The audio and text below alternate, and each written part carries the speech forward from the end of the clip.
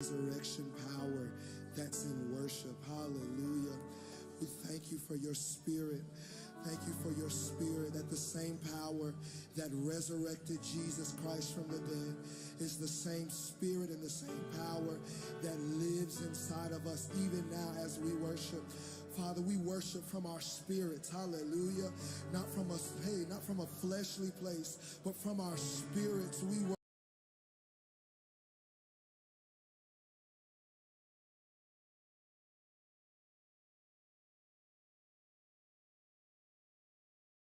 Reality, but it's no longevity. When you don't have longevity or consistency, people kind of just play you to the left because you haven't shown no stamina of staying on board. So let us, as what we call kingdom people, and I want you to keep this in mind. Father, you're so faithful. You're so holy. And I've come to understand. You're so perfect. Family, that most of the kingdom. You're so near. You're so near. Christ, you're so close. Not God's kingdom, but it's their kingdom. We acknowledge your presence in this place. That's a prince of a priestdom. Oh, Father, we acknowledge your presence in this place. We talk about ourselves, and we're not talking about God. We thank you for the opportunity to be close to you. We thank you for the opportunity to be a part of what you're doing in the earth. Hallelujah. Creation is groaning. In your faith. That's kingdom minded. In other words, when others are not doing what they're supposed to do because you have steadfast in you, you now possess kingdom mind. That means you go to the end. So let that be a part that sinks into your spirit, and let God bless you. Again, we're talking about consistency. Let's look at the word consistency. It is defined as steadfast adherence to the same principles, cause, or form of action. I add the word action to it, mean as well, etc. Again, the word consistency means steadfast adherence to the same principles, a rule. When we don't adhere to the same rule, then we violate rules. So when you be consistent, both parties or individual are adhering to the same principle, which is against a rule, a course, a way of direction, form, something that's been formatted. We stay the course until the thing's completed. And I put as a note, consistency is a behavior pattern. That's by Prophet Powell, if you want to notate it. Consistency is a behavior pattern, meaning a pattern of the way something is done. Here example, if I was having a suit made for me, the tailor would have a pattern, and he would lay it out, and he would contour that pattern, be designed for me, it's tailored for me. Mm-hmm. So that is tailored for me.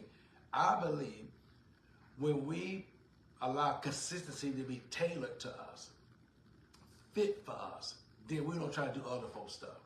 We don't try to copycat what someone else is trying to do. We don't try to steal someone else's idea or try to do what someone else is doing. Now, I believe we always an example one to another, but when it comes down to the pattern, to the blueprint, it was made for you. When we built World Change, the architect, he gave us the outline of the blueprint. And then that was just a small detail, but when it really came to building the church, he began to show the measurements of the blueprint. See, that's the consistency. We saw phase one.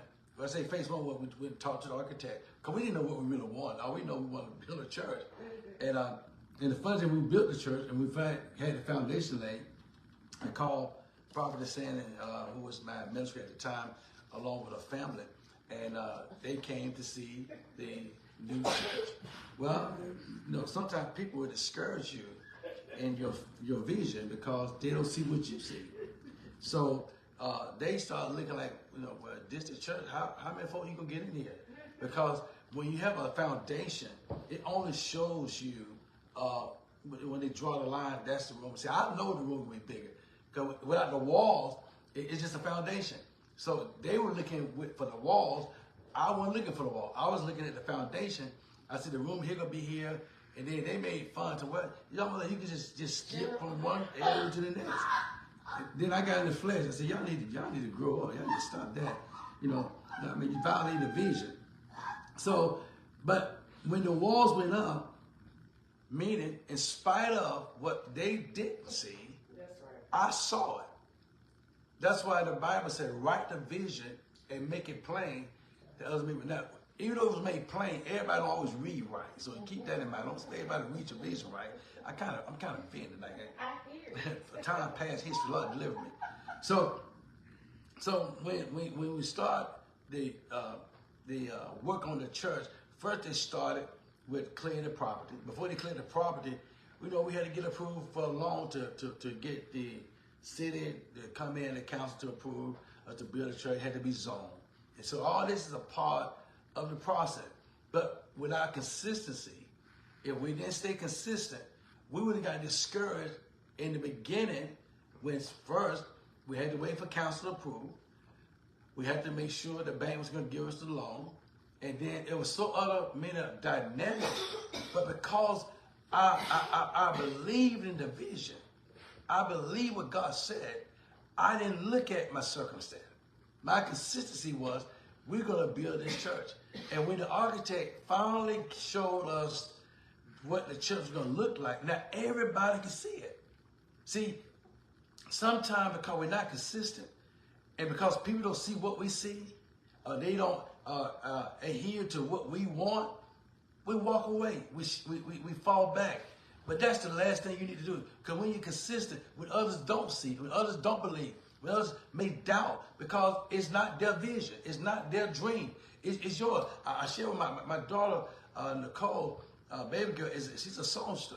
Not only she's a songster, she's a recorded professional artist. A lot of people don't know that she is. I mean, she's sung with Maverick City. Her and her brother got a few CDs. So they're not these fly-by-night singers. So she actually is a singer by profession.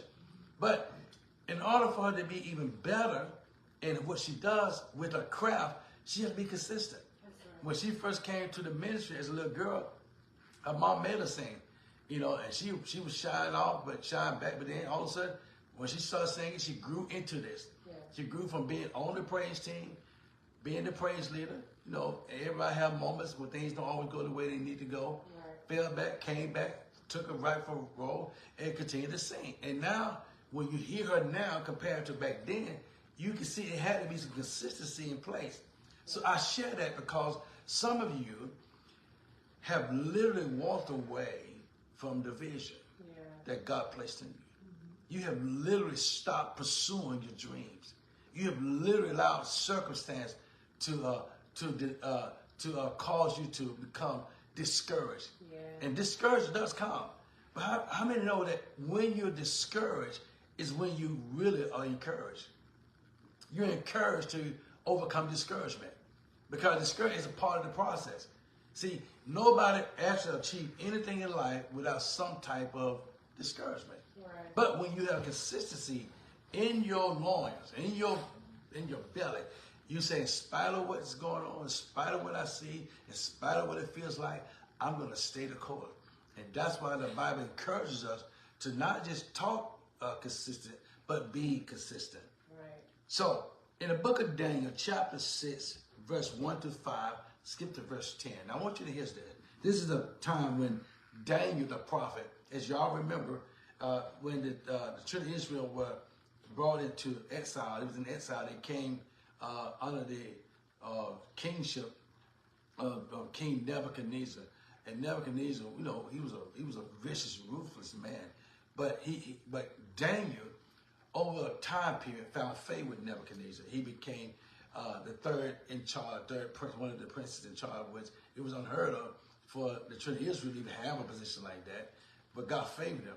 So in the book of Daniel, chapter 6, verse 1, it says, it pleased Darius, this was Darius, because Daniel was with Nebuchadnezzar in exile. He came. And when Bezalel, who was Nebuchadnezzar's son, who basically was worse as the worst king they could have along with Ahab. So it's like a good king, bad king. Mm-hmm. So Darius takes over this kingdom. And it says, it pleased Darius to set over the kingdom 120 princes, which should be over the whole kingdom. And over these 3 presidents, of whom Daniel was first. Now notice it says Daniel was first. He was preferred. See, when you're consistent in a certain lifestyle, you get preferred. Right. And you're going to find out why Daniel was preferred. And it's in verse 2, and Daniel, of whom Daniel was first, that the princes might give accounts unto them.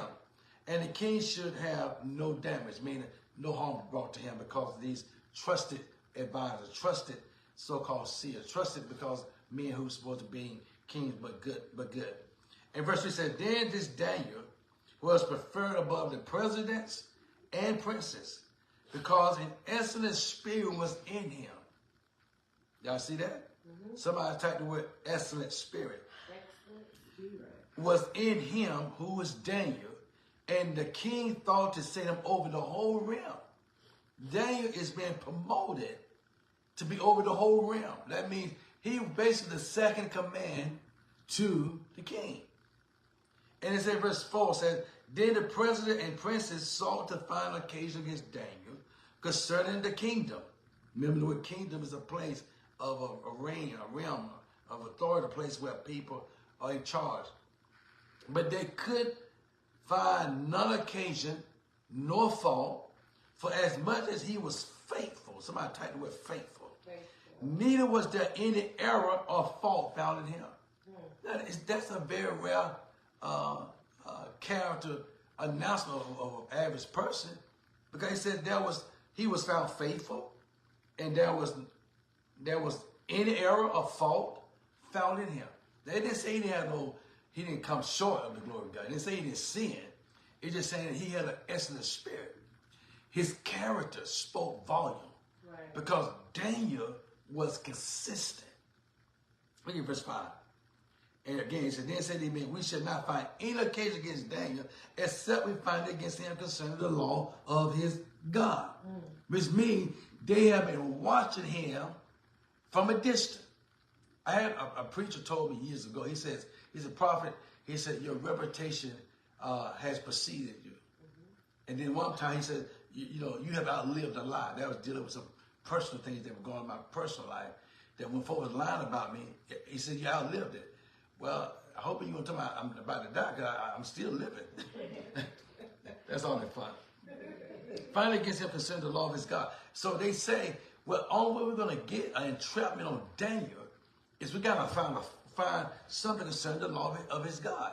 As we know, Daniel was a praying man.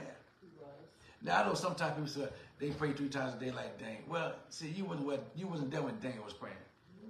Sometimes we try to recreate, we try to replicate something that someone's already done. What's that word? Replicate what someone's already doing when it wasn't for them. It's for him. It's like someone says, I'm going to fast 40 days and 40 nights. Well, okay, that's praise the Lord. 5, you can fast 80 days, 40 nights. But if the Lord don't lead you, just do what someone is doing, it's not going to bring the results of it. Right. And it said, and verse 10 says, and now when Daniel, I want to skip, I had to skip to, because if I had the whole chapter, it'll take too long. So let's give you a synopsis here. What's the word? Summary of this. So Daniel is facing a challenge for being favored because he was consistent. Right. And these 3 men who was in good position, in good ranking position, and had favor also, envy and was jealous of Daniel, because Daniel, number one, he was a man of an excellent spirit. They was of an excellent spirit because they were subject to take advantage of the king's kindness. Because someone give you opportunity in life or favor, doesn't mean you're supposed to take advantage of their kindness. Right. So when you're consistent, you don't look for a loophole not to be in place. You always find yourself trying to do more, if not better. So Daniel himself is known by these individuals. He's a praying man. And he's consistent in his prayer time, because only way we're going to ever get an occasion against Daniel, we have to find it against concerning the law of his God. Not the law of King Darius, but the law of his God. What was the law? The rule. The Bible says, seek you him that he may be found. Not that God is lost. Right. It said the fervent prayer of the righteous availeth much. See, consistency is in the fervent prayer They'll build a consistent life, consistent prayer. Yeah. Because many times we only pray when we're in trouble. We only pray when we want something. Right. But a real prayer life is I talk to the Father on an ongoing basis. Right. I'm consistent in that. And I must admit, I'm one that's consistent in my prayer life. Right. And my prayer life is not, what I'll call our traditional Baptist preachers, Lord, the deacons, they say they're at the altar and we have one more time, but that may be the last time. But they will pray that traditional learned prayer to the point that it was ineffective. Right. Because it became ritual. Prayer, consistent prayer, is not ritual. It is relationship. Right. So when I got a relationship with God, I communicate with him on a regular. So Daniel is in this position, this posture, where these individuals, first, they don't like him because he was not part of them, of their regime. Second, first foremost, he was of their, what I call of their native life, or their race. So they had a problem with Daniel already. Daniel was a Jew. Hebrews, they call him that. They had an issue with them. So, but Daniel had already established a prayer life of talking to God, his Father, to God. Right. So when he came before these men who were going to trick Darius the king by saying, if any man pray, I'll start praying to you, King Darius, he'd be thrown into the lion's den. So what these individuals did, go back and read chapter 6 on your own. You'll see that these three men got together with a conspiracy to cause Daniel to be cast to the lion's den. Right. Now, notice this. I just got it, baby girl. The conspiracy worked. It got Daniel into the lion's den, but the lions couldn't eat him. Right. See, sometimes we trying to fight going into the lion's den, where God said, come on into the den, I'm going to be there with you. Right. The three people, come on into the fire, I'm going to be there with you. In other words, see, they don't know what's inside of the den. God does. They didn't know what was in the fire, or what Nebuchadnezzar was going to put the three boys in. God knew. So when it came to the prayer life, it prepared them for what was to come. So man, I'm feeling good. So Daniel himself is, as we move forward, is now being called to go into the lion's den. Now King Darius is doing everything he can to change the law of the Persians. Because when they made a decree as a king, you couldn't reverse it. You had to go through it. So he's trying to figure with all his lawmakers. He said, y'all find a way to not let this happen. But that was not, because once he put his signature to it, it had to come to pass. So now these three guys, these three princes, well, we got him now. We got him because we call him praying to that God of his. And, the ruler's King Darius. If anybody prays to any other God but you, see how people can provoke you, think you're a God? Right. King Darius was a very humble man, but he got caught up. Listen, ladies and gentlemen, we all get caught up from time to time. That's why you got to be careful about this elevation stuff. People elevate you to hell. Sure. Why? Because they'll tell you, they'll blow stuff up on you and blow stuff up in you, and you think you're supposed to do these things, and all the time, God's not even in that. He's not even sanctioning that. Right. But if you have been consistent, when people brought something to you, you wouldn't fail for it. But because of our human nature, we have to mind ourselves, we're not God. So King Darius signs the decree, and it's in law. So now Daniel goes to his normal prayer time, pray to God. These three princes, we called them, they bring for King Darius. They said, King Darius, even before the day got started, we already found one violating you. And King Darius got in place. Who is it? Because he was like upset because they don't provoke him. And then King Darius, they said, is that Daniel? He said, oh, y'all serious? What are y'all talking about? Daniel is one of my most trusted friends. Servant, friend. He called him a friend. And they said, well, regardless of what he is to you, he has violated the rule. Right. And according to the rule, he has to be cast to the lion's den. King Darius is doing everything he can to redeem Daniel. The thing about God, he don't need nobody to help you but himself. That's right. So Daniel now goes into the lion's den because he's been set up. Look at verse 10. And now when Daniel knew the writing was signed, he went into his house, and his windows being opened in the chamber toward Jerusalem. He kneeled upon his knees 3 times a day 3 times a day and prayed and gave thanks before his God as he did aforetime. Meaning, he was already doing this. I want you to see this. He did this aforetime. He didn't wait till the battle got started. He didn't wait till the attack came. He didn't wait till the persecution came. He already had a consistency of a prayer life. He always talked to God 3 times a day. What time of day that was, and 3 times, I don't know. All I know is it said 3 times a day. That's why they conspired to have the conspiracy to get Daniel in trouble. But the conspiracy worked, but it didn't work. It put Daniel in the place where he needed to be. But for King Darius to see and realize that God is God by himself. Yeah. And because God was with Daniel, Daniel now escapes the lion's den without nothing being done to him. But now, the table turn. See, the Bible says, he'll make your enemy a footstool. See, sometimes you have to read the Bible. God said, vengeance of the Lord, he shall repay. We don't have to fight folks back. We don't have to get at people back. God will get them. God will take care of every given situation if you're consistent in the way you're supposed to be. Right. So, now these 3 men that accused Daniel, who had no prayer life, who had no relationship with God, they'll be cast in the lion den, and the stories is told, that's it. They didn't come out. Those lions, they had a good chop that night. They had pork chop, ham hock, whatever they may call it. They ate good that night because they would starve those lions as a way of a punishment. So they consumed these men. Now, Daniel proved to us, if you be consistent, you'll get the favor of God. Let's go to 1 Corinthians chapter 15, verse 15. Very interesting writing of Apostle Paul. And he encourages by saying this in verse 15. He says, therefore, my beloved brother, be ye steadfast, unmovable, always abounding in the work of the Lord, for as much as you know that your labor is not in vain in the Lord. Let me read that to you again. He says, therefore, my beloved brethren, / you can put sister, you want to add in that, because you want to include sister. Be ye steadfast.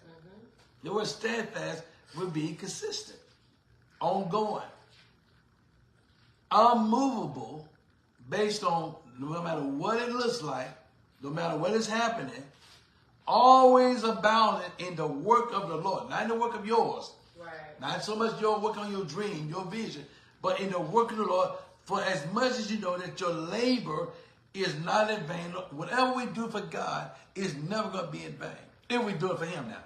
If you're doing it for your own recognition, if you're doing it to be seen of man, to be acknowledged by man, or be recognized by man, then it will not fan out the ways it could have if it had been unto the Lord. And you can fake false humility. I'm just singing unto the Lord. I'm listening to the Lord. Well, if we don't recognize you for singing that song, can you still sing it? Right. If we tell you today you can't sing that song, you can't sing that, can you still be okay with it? Because you may prep all night. I'm going to sing this song. I'm going to sing it. Get there church Sunday, and everybody know Prophet Powell. He's going to change the service in a minute. So we ain't going to have no praise, so I'm going to land to the preach. Now, if you're in the flesh, because you're not consistent in praying, and consistent, if I don't get used today, I am being used, then when the schedule changes, remember, we under the tutorage of God. The Holy Spirit is going to lead us and guide us to all truth. He may want to do something different. Yes, you've already prepped your song. You already looked in the mirror. You don't practice that song. You don't dream singing that song. You don't bought an outfit for that song. You did everything. You invite family, friends, and phone to hear you sing. And that'd be the very Sunday that a man of God, a woman of God said, the Lord said, the Holy Spirit said, let's go this direction. See, if you're consistent, if you don't sing, you keep on singing. That's right. For the word that God have hidden in my heart, in other words, it's already in me. If you're a natural songster, you can sing without for a crowd. That's right. If you live in this life the way we're supposed to live, when others don't live it, because you're consistent, it's going to show in its true colors. So it says, you know, your labor is not vain. So when you do something consistent for God, he says to notice your labor, what you're doing for God is never going to be in vain. If you're doing for God. Right. Galatians chapter 5, verse 1. Galatians chapter 5, verse 1. And Paul says to the Galatians, he says, stand fast, therefore, in the liberty wherewith Christ hath made us free. And be not entangled, what? Again, meaning, repeat what you've been brought out of, with the yoke of bondage. In other words, don't just He said, he has made us free, and be not caught up in the spider web or the widow spider. Don't run back from where God brought you from. Don't run back to where God brought you from. Don't go back visit the place that God will deliver you from. Don't go back pick up old habits that God will set you free from. Right. You know, and a lot of times people say, man, God, you always trying like you don't want people around your family. Listen, you can be around your family to the end of the world. It's just certain family folk and certain people that at a time of your life that you can't be around people. Right. Especially if you're going to interrupt your consistency of salvation. Right. That's why the Bible says, let every man work out his own soul salvation with fear and trembling. So it's not, and I've never been against family. I'm a strong family believer. But I know there's certain family people, there's certain people in my past that I cannot be on the same road with them anymore because it would cause me to delay my progress. It could cause me to be derailed. So now that I understand the consistency of walking forward, I don't dare look backwards. Right. And he says, and be not entangled with the yoke of bondage. See, when you go back to the things that God brought you out of, that means you're not consistent. That's why now the yoke of bondage. When it says yoke, back in the day when they would utilize the oxen, they would put up what you call a yoke on his shoulder, and that yoke would force his head down and make him go around so the wheel could turn. So a yoke on the oxen, but that yoke confined him. But God says, "I removed the yoke from you, but now you have retrieved the yoke again." That's why he said, Paul said again, he says, and be not entangled again with the yoke of bondage. Don't let the past weigh you down no more. Right. Don't visit your past. Don't allow what people would do or people want to do put you into bondage that now you're oppressed. How many know when you get oppressed, the second stage is depression? And the enemy wants to use people to put us in a place of depression. Why? Because that will keep you from fulfilling the dream, the vision God called you. Right. When you're consistent, you have a made-up mind that you're going to do something, everything going to come after you. Recently, my mother-in-law has entered into the gym, and she's been doing what's called water aerobics. And so she goes down and she gets in the water, and she's enjoying herself. But in order for her to fulfill the consistency of going to the gym, she got to go consistent. Even when she don't feel like it. Even when she doesn't want to, don't have the energy. She got to press. Because what happens, the more she does it, the more she become habit for her. Right. It becomes a part of the second nature. So whatever opportunity you have, if you're consistent at it, you'll master that. That's what encouragement for your mom. Because every time I went to the gym, I went to the water, way in the water. I said, all right, okay, we'll get you a pool in the backyard soon. You know, and when it rains, you go in the backyard. There's a lot of water back there. James chapter 1, verse 6 to verse 8, our last chapter. James chapter 1, verse 6 to verse 8. And listen, listen with James. Now, James is one of the disciples, one of the apostles. And it's his writing, he's talking about how we think, how we carry ourselves. And he says, I want you to digest this as a believer. He said, but let him ask in faith. Faith is how one believes, meaning without questioning it. Faith is not seeing, but yet seeing. Not having, but yet possessing. But let him ask in faith. Ask in faith, not wavering. You know, it put a period there. So James says, he said, but let him ask in faith, not wavering. Not wavering. In other words, ask in faith, but don't waver in faith. Ask in faith, don't put doubt in place. Ask in faith, don't put logic in place. Ask in faith, don't look at circumstance. He said, but let him ask in faith, not wavering. Don't allow the waves of life and the circumstances of life cause you to waver. That's right. Cause you to second doubt yourself. You know something, men and women, I don't think it's always that we doubt God. We doubt ourselves. Mm-hmm. See, I have faith in God, but if you don't have faith in you, who God created, then your faith in God is not going to be as much either. So I have to be confident and persuaded I can do this. Right. He said, I can do all things through Christ that strengthens me. My strength and my ability to do is my consistency in who I am in him. So he said, but let him ask in faith, not wavering. And then he moves on to the second part of the sentence, of the paragraph, of the sentence. He said, for he that wavereth is like a wave of the sea driven with the wind and tossed. A few years ago, my wife and I and a few of our Tier 1, 2 leadership went on a cruise. Just get away. In fact, it was, I think it was Dad Nova and Mother Nova, Vern and Kimmy, Elder Eden and Elder Mike, Pastor Mike. So we were on the cruise, and what Pastor Mike passed day? That's none of your business. It's really on the cruise. It's irrelevant. That's totally irrelevant now. I know how people start thinking. Every cabinet is not covered. So just tell you niggas mind your business. If somebody put mind your business. Mind your business. So we on this cruise, but we chose a ship, SHIP. We chose a ship that was fairly large, but not large enough. So the smaller the ship, SHIP, sometimes can carry more. It can feel the waves more. And it really depends on where you stay. So if you stay at a lower level, all the waves, you're going to feel it. You go to what we call a veranda deck. That's the one to the top. The more you go higher in the quarters of living quarters, the less you're going to feel the wave. But anyway, so we got a bargain deal on this. And it wasn't a bargain, but it's not been a bargain deal. Okay, we paid only so much amount of money. Remember, you get what you pay for. So we all go on this cruise, and we're having fun in the dining room. We have fun on the decks where you had activity. But the fun at night, when you time to go to bed, it wasn't fun because you could feel the waves. You could feel every water moving that ship. I'm telling you, it wasn't a good feeling. So Elder Eden, after being on the cruise ship for about a couple of hours or maybe less than a day, she started bringing everything up. I mean, I thought she was pregnant when she was throwing up.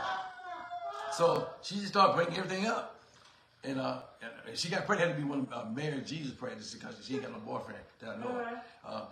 And you got when you should be doing that. However, so she had, so she's pregnant, she's throwing everything up, bringing everything up. So we kind of concerned about it. So they give her these certain type of tablets that will cause you not to be nauseous. But normally you take the pills before you get on the cruise. So if you go on a cruise, always you call it what do you call it? It's yeah. Well, it's time. Well, my daughter, she's a nurse. I'm just saying it's a pill. In fact, Google cruise pill. They'll tell you that. So you take the medicine prior to going on the cruise ship. So by the time you get on the cruise ship, your body, your stomach has adjusted, adapted to the medicine, and chance of being nauseous is very unlikely. You can be, but it won't be as frequent.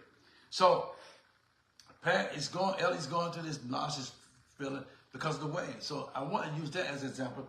When James said, for he that waves like a wave of the sea driven with the wind and tossed. For let not that man think he shall receive anything of the Lord. That's verse 7. And verse 8 concludes, he said, a double-minded man is unstable in what? Some of his ways. A double-minded man is unstable in some of his condition. A double-minded man is unstable in what he don't feel is comfortable. He's not in his comfort zone. No, he said a double-minded man is unstable in what? All his ways. See, you and I cannot afford to be double-minded in our faith practice. That's why we got to be consistent. That's why you got to spend time in prayer. That's why you got to make sure you connect with the right people. That's why you got to make sure that you are doing the best that you can as a believer. Stay the course. You pray, you read your word, you give financial to the work of the ministry, you're charitable in how you support other people. In other words, anything you do in one area, you should be doing all areas. And if you're unstable in one area, you're unstable in all areas. And that's why as believers, we must practice being consistent. Right. Without the consistency, you will not get the results that you want. I said many times before, believe it or not, like it or not, you're not going to master the weight loss if you're not consistent in exercise. If you're not consistent in pulling back. If you're not consistent in doing what they call that the intimate fast. See, in other words, there are certain things you got to do. But listen, you can intermittent fast till the cows come home. But if you go back eating the same stuff over and over again and eating at the wrong time, it'll be as though it'll start first, look good, but then it'll come back on you. Right. But if you're consistent, you would literally train your body to be in compliance. So if we can train our natural body, how much more for us to train our spiritual mindset? In other words, I don't allow the circumstance to navigate me away from what I'm already believing. I don't allow when people begin to speak negative about me, against me, or toward me, to derail me from being consistent, because my consistency has got me this far. What consistent? My consistency. My consistency of believing in Him, God. My consistency walking out the process. My consistency is reading, spending time in the Word. My consistency is doing what is required of me to master this one thing in my life. There's nothing in your life or my life if we're consistent in that it won't work in our favor. Right. Your finance is based on consistency. Your breakthrough is based on consistency. Your relationship with people is based on consistency. In other words, who are your friends? The people that you're friends with, if they're not consistent, then the birds of a feather flock together. So you have to sometimes evolve into a relationship with people who show some stability, who show some steadfast, who says, you know what, I've done this. Because see, don't tell me about being a millionaire if you're not a millionaire. Right. Well, if you sell this knowledge juice, well, see, the knowledge juice pyramid fell because there was no consistency. The program really worked, but the people weren't consistent. Everybody wanted overnight success. Well, the success came to the person on top. In other words, the pyramid went up. So by the time you build up to get it up there, it's already burnt at the bottom. Right. But when you're consistent in what you want to do in life and you strive for it, then there's nothing impossible for them that believe. But he says in his close, he said that double-minded man is unstable all the way. I don't know about you. I don't know how many times I faced the potential of being double-minded. Mm-hmm. How was it double-minded? I doubted myself. I believed God, but I kind of questioned Prathan. But why would I question me when God said, greater is He that's in me than He is in the world? I have to take me out of the way and let God be in place. Let the Holy Spirit lead and guide me to all truth. So whatever direction the Lord has ever led me, if I follow Him, and I have followed Him, it always worked in my favor because I became consistent. So if I master consistency in this area of my life, then every area of my life can be consistent. The prayer life, times of consecration, just whatever ties into what makes you a better believer. Right. If you're consistent at it, you'll do it. But if you're inconsistent, if you're inconsistent, or you're not consistent, then you will be like the waves of the sea. You'll be tossed to and fro. Well, I'm going to do it this time, but you go back down. I'm going to overcome this time, but you connect with the wrong people again.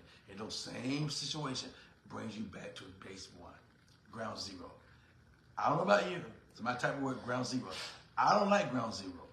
I don't like starting over again. There's old song, starting over is going to be rough. But I don't want to be rough. I don't want to start. I want to be consistent that when I get there, it's already accomplished. As a business owner, as a seasoned senior pastor, I have not gotten to the place I've gotten in ministry and business without being consistent. Even when they wasn't buying my barbecue, I was consistent. I would still show up. I still cook the barbecue. Though we brought a lot back home at that time we first started, I fed in Florida, by payroll, by barbecue, until we could pay payroll. But because of consistency, now the blessing has overflowed. It has literally filled the cup and it has ran over. Why? I've proven that being consistent, it works in your favor. Let's talk about what consistency looks like. Number one, you're focused, which makes it difficult for distraction. Right. So when you're focused, it's hard to be distracted. Distraction can come, but it doesn't literally bother you because you're focused. You know, when a horse, when they put what's called blinders on the horse, that's to keep it from looking to the left or right. So you look forward. So sometimes you got to do like this. You got to put your hands right here and look forward. And don't look to the left or right because the peripheral vision, what you see, can distract you. Right. That's circumstance. that lie they just told her, that attack on you. See, all those things is to distract you. Right. But when you're focused, you already know that. Jesus, he told you, he said, you'll be persecuted for my name's sake. Why do we fall off the wagon when we get persecuted? Why do we say, oh, Lord, the world is over? No, it's not. It's a part of the kingdom process. Right. You're going to be persecuted. You're going to be lied on. You're going to be talked about. You're going to be mistreated. Right. But, Lord, I ain't going to be this hard. And he said, you know what? I told you got to cross the barrel. Everybody got to cross the barrel. Yeah. Can I get a smaller cross? A cross is a cross, man and woman of God. Mm-hmm.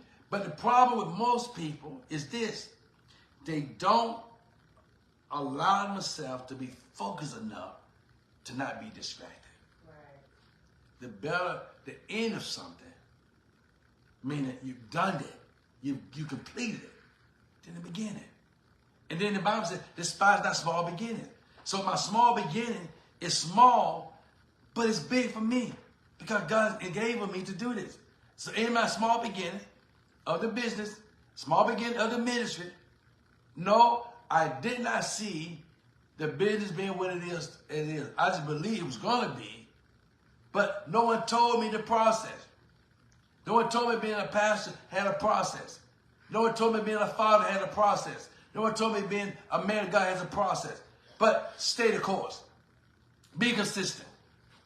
Be on target. Be on board. Be about the Father's business. That's consistency. So now I'm not easily distracted because my focus is on what direction I'm going. Number 2, you are self-motivated to continue in spite of delays and setbacks. Or setbacks. Right. Can I tell you something? I've had setbacks. I've had delays, but I've still been self-motivated. I still motivated myself. I'm kind of like David said, I'm encouraging myself in the Lord my God. That's yes, right. you took my family, you took my city, you burned the city down, but I'm gonna turn to God. Yeah. I know God is able to do all things. I know He'll bring me back. He'll restore what the cankerworm is eating up. God will bring it back. So you and I have to have that same consistency that say, even if it's not working, I'm gonna motivate myself. I'm gonna keep going. I'm gonna stay the course. In fact, someone tell you what, stay the course. Why? I'm gonna stay the course in spite of what it looks like, in spite of what it feels like, in spite of what it's announcing. Yeah. I'm gonna stay the course because at some point in this course, it's gonna pay off. You know, I want a degree, but you don't get a degree overnight. Do not. A real degree. Well, some of y'all get a degree on this. You know, you pay $2,500 and they give you a doctorate of divinity. It ain't real. Something you don't even know. Well, I'm gonna leave that alone. However, but a person that really gone and earned that doctorate of divinity is a whole different feeling versus one paid for it. Folks, they're gonna talk to me now. All right. Number 3, again, number 2, and delays or setbacks. You're gonna have setbacks. You're gonna have delays. But Bishop L.D. Skinner, Bishop Skinner told me years ago, he said, son, delay doesn't mean denial. See, even though it may be delayed, doesn't mean denied. I got to stay consistent. I got to stay the course. Number 3, it stays the same. That's what consistency looks like. It stays the same. If you ever go to Chick-fil-A, the Chick-fil-A model is the same. One, they don't work on Sundays. Regardless of what opportunities are available, how they can make more money. Why they got to make all money on Sunday when everything flourishes Monday through Saturday? Right. Consistency. Meaning, their model of not opening on Sunday is still in place. Their model of being a godly company stayed the same. Even though there was an invasion one time, a few years ago, a certain group of people felt like they had a right to stop the Chick-fil-A because of their conviction of related to alternative lifestyle. They don't hate the people, they don't hate nobody, but they weren't willing to bow down for the sake of a dollar. See, when you're consistent with when people offer you a bargain, a deal that you think a deal, or offer you a plea, or offer you something to do different other than what God says, because you're consistent, you don't bow down to it. And that's what Chick-fil-A didn't do. So let's take Chick-fil-A model. When it comes down to the Chick-fil-A sandwich, it's still the same. Right. If you go to McDonald's, they still got the arch. Now, they don't have Ronald McDonald around it no more, but they still got the arch. You notice that? They evolved and got rid of Ronald McDonald for whatever reason, certain cities, certain states, but they kept the arch. They still got the Big Mac. They still got the cheeseburger. They still got the French fry. They still got the yellow arch. It hasn't changed color. Because every time a child rides down the road on the highway, first thing they say, McDonald. They see the arch. See, that consistency. So the child who don't even know how to spell McDonald's, when they see that arch, they start talking about French fry. So nuggets. Nugget. See, if a child can recognize the nugget, shouldn't you recognize your nuggets? Number 4, it separates the weak from the strong. When you're consistent, it shows in your character. It shows in your stamina. Because when you have consistency, when others stop, you keep going. When others fade back or fall back, you keep moving forward. See, the weak is the individual who allows the circumstances to delay their momentum or to hinder their momentum. Because when you got the momentum, it's moving forward. But when you allow the cares of this world, circumstances of life, persecution of life, situation of life, if you allow those things to manifest, they will keep you from being strong. And the Bible said clear, he said, let the weak say I'm strong. See, I don't have to claim the testimony of being weak, but I can claim I'm stronger. The Bible says if you don't have joy, leap for it. See, everything that I have negative, there's a scripture that speaks positively of what I'm supposed to do. So if I don't have joy, he said leap for it. If I don't have friends, he said be friendly, make yourself friendly. See, sometimes we can't get friends because you're too mean as hell. So it's hard to be friends. But if you be kind and candid with people, nice to people, I'm not talking about a pushover, but a little more softer, a little more, approachable. You can have some friends. Everybody should have at least one friend. But, friends should come based on you being friendly. And number 5, last but not least, it defines your value. This is what consistency looks like. It defines your value. What is your value?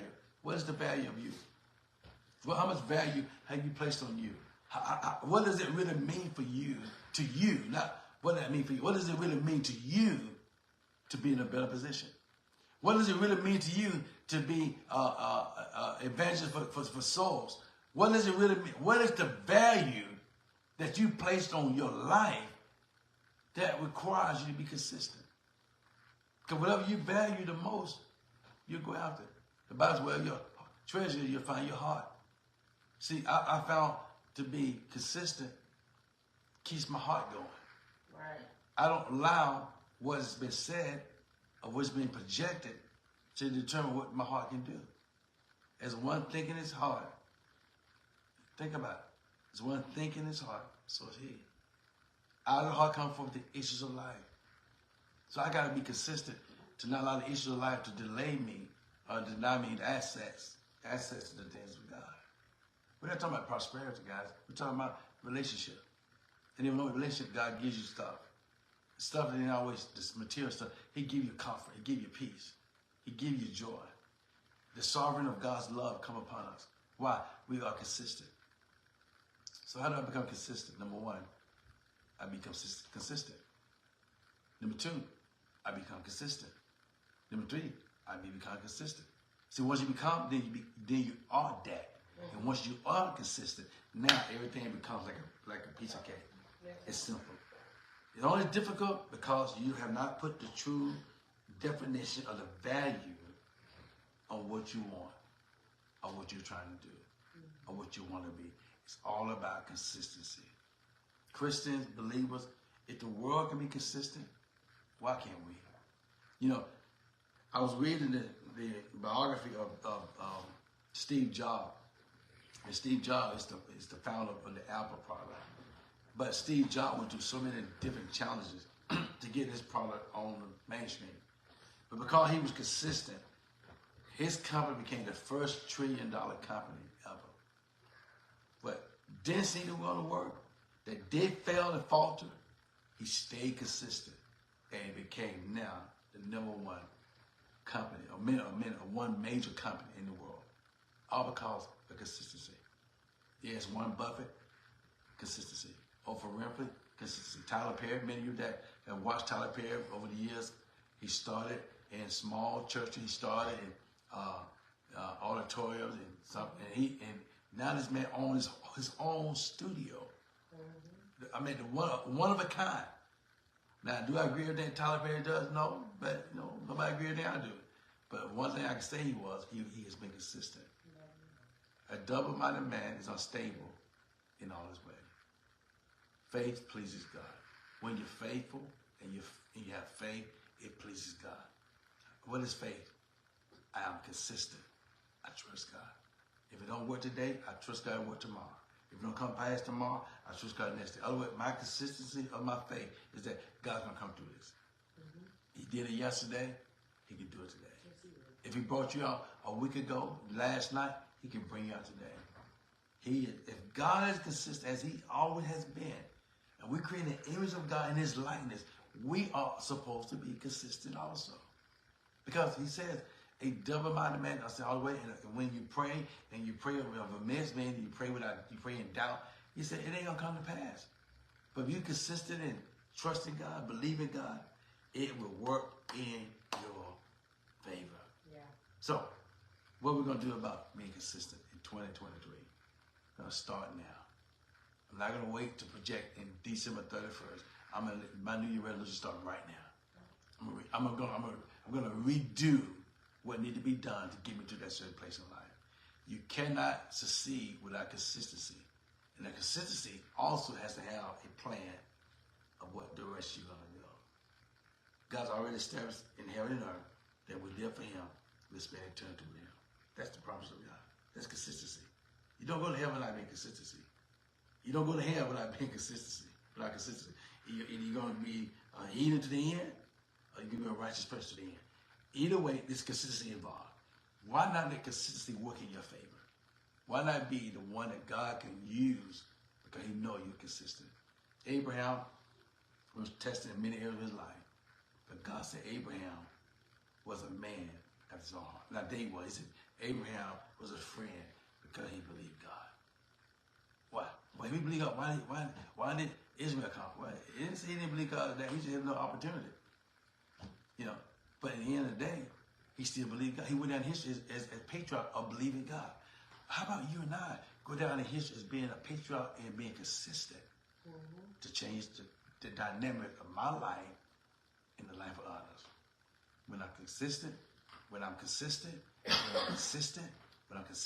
it affects others and become effective. Well, thank you for joining us this afternoon. I pray that you've been blessed, been empowered. I want to remind you the importance of knowing that we are the people of God, by the grace of God and the blessing of God. We will see you soon. Remember this place where we say that the word is on, and know that we love you. See you soon.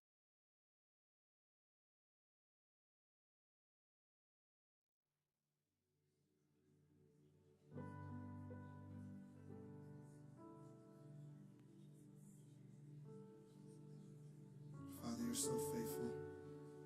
You're so holy. You're so perfect. You're so near. You're so near. You're so close. We acknowledge your presence.